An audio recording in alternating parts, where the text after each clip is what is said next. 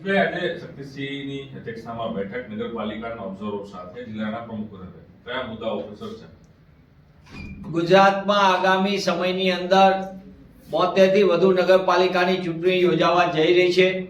હજી જાહેરનામું બહાર નથી પડ્યું, પણ કોંગ્રેસ પક્ષે નગરપાલિકામાં જે રીતના ભાજપાના ભ્રષ્ટ શાસનના કારણે પ્રજા પરેશાની વેઠી રહી છે, ત્યારે પ્રજાને ન્યાય મળે અને કોંગ્રેસ એનો અવાજ બને તે માટે આગોતરી તૈયારી શરૂ કરી છે.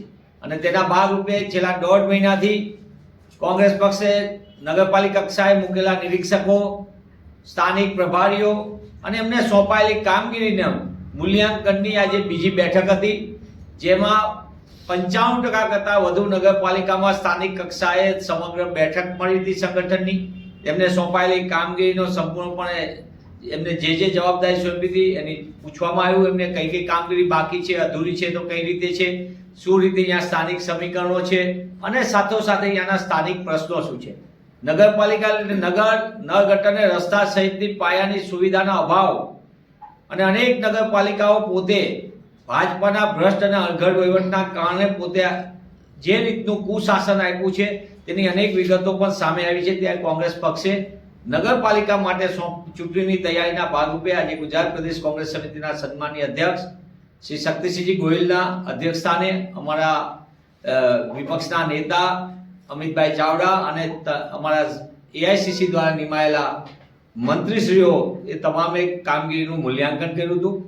સાથોસાથે તમામ નગરપાલિકા વિસ્તારમાં ચૂંટણી પહેલા કૌશલ્ય તાલીમ શિબિર યોજાઈ જાય, એટલે કે 40% કરતાં વધુ નગરપાલિકામાં કૌશલ્ય તાલીમ શિબિર પૂર્ણ થઈ ગઈ છે અને બાકીની નગરપાલિકામાં પણ જે કામગીરી સોંપાય એમાં કૌશલ્ય તાલીમ શિબિરની કામગીરી પણ પૂર્ણ કરવામાં. સાથોસાથ કોંગ્રેસ પક્ષે સ્થાનિક સ્વરાજની ચૂંટણી માટે સૌથી મોટી જવાબદારી સ્થાનિક લોકોને માટેની ચૂંટણી સમિતિની જાહેરાત કરવાનું નક્કી કર્યું છે. એટલે કે ઉમેદવારોની પસંદગી અને તેની સ્થાનિક લોકો સાથે પરામર્શ માટેની એક બાકી સમિતિ બનાવી છે. એની આજે સંપૂર્ણપણે નગરપાલિકાની તેની જાહેરાત કરવામાં આવશે. સ્થાનિક આગેવાનો સ્થાનિક કક્ષાએ એની જે પ્રમાણના સમીકરણો છે એને ધ્યાનમાં લઈને ઉમેદવારોની પસંદગી પણ સ્થાનિક કક્ષાએ કરી શકશે. સાથોસાથે સ્થાનિક સ્વરાજની ચૂંટણી માટેની જે નગરપાલિકાઓમાં છે ત્યાં 28મી ડિસેમ્બરના રોજ તમામ નગરપાલિકાઓ સહિત સમગ્ર રાજ્યમાં કોંગ્રેસ પક્ષ દ્વારા 28મી ડિસેમ્બરે કોંગ્રેસનો સ્થાપના દિવસ છે. અને આ વિશેષ એટલા માટે કે આ વખતે જ્યારે મહાત્મા ગાંધી પ્રથમ વખત 1924માં જ્યારે પોતે અધ્યક્ષ બન્યા હતા, એટલે એના ભાગરૂપે સમગ્ર રાજ્યની અંદર વિવિધ કાર્યક્રમો પણ થશે અને સ્થાનિક પ્રશ્નોને લઈને અહીંયા તમામ કામગીરી કરવામાં આવશે એવું આજની બેઠકમાં નિશ્ચિત કરવામાં આવ્યું છે. પણ કોંગ્રેસ પક્ષ પોતાના પંજાના નિશાન ઉપર નગરપાલિકાની ચૂંટણીમાં મેદાનમાં ઉતરવાનું છે અને તમામે સર્વાનુમતે નક્કી કર્યું છે.